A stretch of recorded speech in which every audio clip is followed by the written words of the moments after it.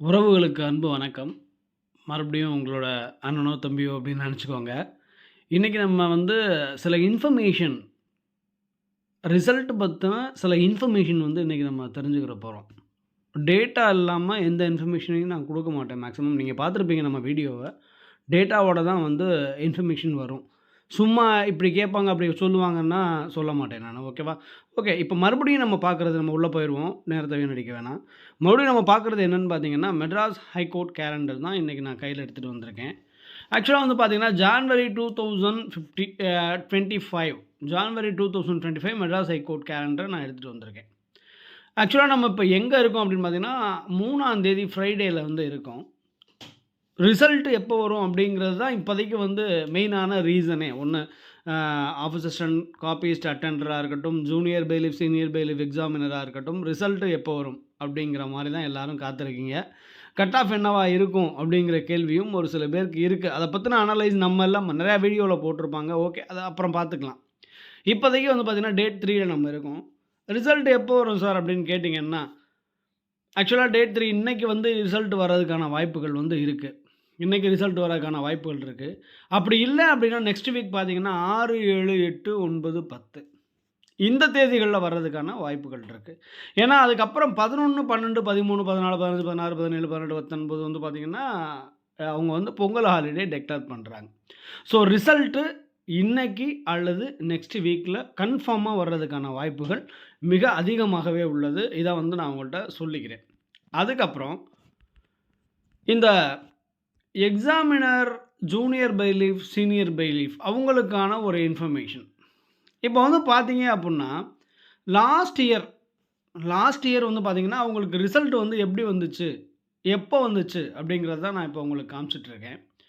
கீழ இருந்து போனோம் அப்படின்னா, நல்லா கொஞ்சம் கவனிச்சு பாருங்க.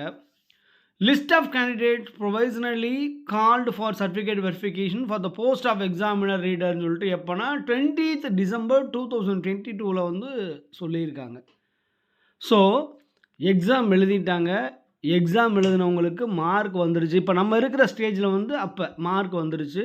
ஆனா அதுக்கப்புறம் வந்து பார்த்தீங்கன்னா, அவங்க வந்து கட் ஆஃப் போடல. கட் ஆஃப் போடாம என்ன பண்றாங்க டைரக்ட்டா ப்ரொவிஷனலி செலக்டட் ஸ்டூடண்ட்ங்கிற மாரி ஒரு லிஸ்ட் வந்து வெளியிடுறாங்க. ஒரு நம்பர், அவங்களோட பேர் இந்த மாரி ஒரு லிஸ்ட் வந்து வெளியிடுறாங்க. இது வந்து 20th டிசம்பர் வந்து 20th டிசம்பர் வந்து இந்த அறிவிப்பு வந்து வெளியாகுது. ஓகே. அதுக்கப்புறம் டிரைவருக்கு இது நம்ம தேவையில்ல. நம்ம இத அப்புறமா பார்த்துக்குவோம்.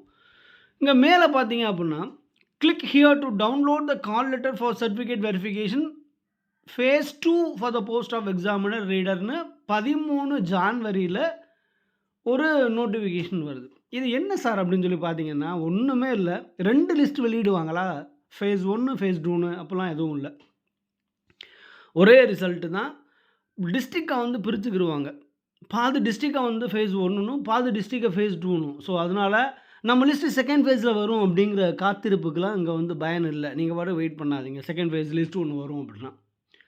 அதுக்கப்புறம் இன்னொரு ஒரு விஷயம் நான் உங்களுக்கு பதிவு பண்ண நினைக்கிறேன். என்னன்னு கேட்டீங்கன்னா, இங்க வந்து பார்த்தீங்கன்னா, டைரக்ட்டாவே நான் சொன்ன மாரியா அவங்களோட நம்பரும், அதுக்கப்புறம் அவங்களோட பேரும் வந்து லிஸ்ட்ல வந்து வந்துரும். ஏன்னா, கட் ஆஃப் வந்து போன தடவ வந்து வெளியிடல.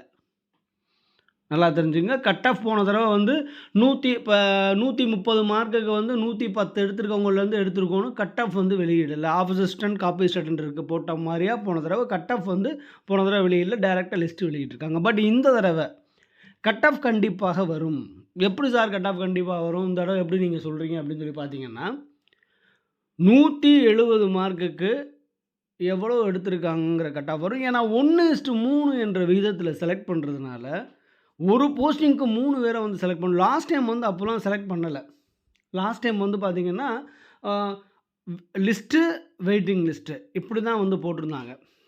ஸோ, அப்போ சர்டிஃபிகேட் வெரிஃபிகேஷனுக்கு ஒரு குறிப்பிட்ட நபர்கள மட்டும் தான் கூப்பிட்டுருந்தாங்க. அவங்களோட கட் ஆஃப்லாம் வந்து வெளிப்படையா போன தடவ வந்து போடல. டைரக்ட்டா ப்ரொவிஷனலி செலக்டட் லிஸ்ட். பட் இந்த தடவ 1:3 ஒருத்தவங்களுக்கு 3 பேர கூப்பிடுறதுனால, மேக்ஸிமம் இந்த தடவ கட் ஆஃப் வர்றதுக்கான வாய்ப்புகள் இருக்கு. ஸோ, அத வந்து நான் உங்களுக்கு தெரியப்படுத்திக்கிறேன். ஸோ, லாஸ்ட் டைம் மாரி மார்க்ஸ்க்கு அப்புறம் ப்ரொவிஷனலி செலக்டட் லிஸ்ட் வராம, இந்த தடவை மார்க்ஸ்க்கு அப்புறம் கட் ஆஃப் வந்து அதுக்கப்புறம் லிஸ்ட் வெளில வர்றதுக்கான வாய்ப்புகள் இருக்குது. இது ஒரு அனுமானம் தான். கன்ஃபார்மாக நம்ம வந்து சொல்லலை. லாஸ்ட் டைம் 1:3 அப்படிங்கிற கால்குலேஷன் இல்லாதனால இந்த தடவை கட் ஆஃப் வர்றதுக்கான வாய்ப்பு இருக்குது. சரியா? இல்லை டைரெக்டாக அவங்க லிஸ்ட்டு வெளியிட்டாலும் வெளியிடலாம். இது according to high court authorities decide பண்ணுறத பொறுத்து. ஸோ நம்ம வந்து ஒரு கெஸ் பண்ணுறோம் அவ்வளோதான். ஸோ பார்த்துக்கங்க, நீங்கள் 2க்குமே ப்ரிப்பேர் ஆகிக்கிறங்க. டைரெக்டாக லிஸ்ட்டு வந்தாலும் வரலாம், கட் ஆஃப் வந்தாலும் வரலாம். பட் கட் ஆஃப் வர்றதுக்கான வாய்ப்புகள் இந்த தடவை இருக்குது அப்படிங்கிறது நான் உங்களுக்கு